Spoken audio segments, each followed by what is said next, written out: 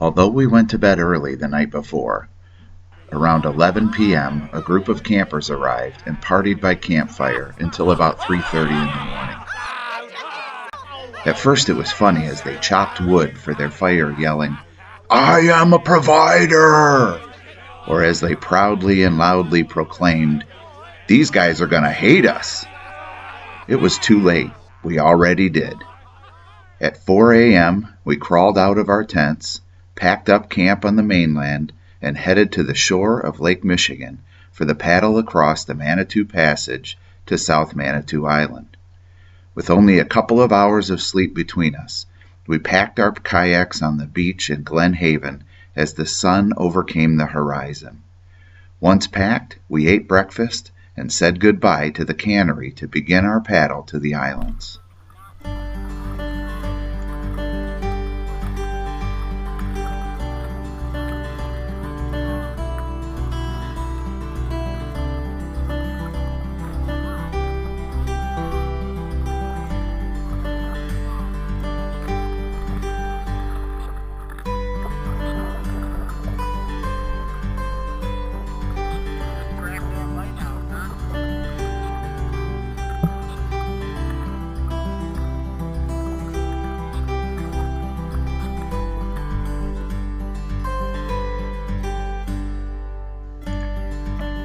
We were hoping by hitting the water right at sunrise, we'd have calmer water for the passage.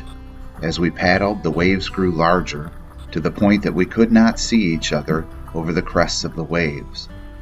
After one of our paddlers rolled, wet exited, and re-entered his kayak, we had difficulty pumping all of the water out of the cockpit with the growing waves.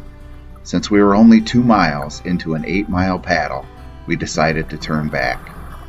There was no point in pushing our luck with Lake Michigan today.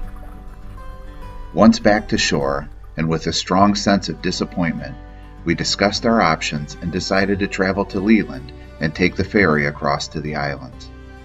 On the ferry, our partying neighbors from the night before happened to be our traveling partners.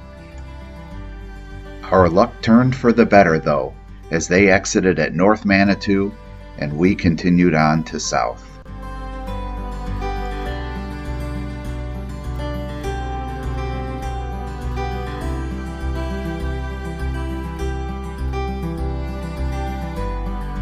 All visitors to the Manitou Islands have to check in and attend an orientation at the ranger station.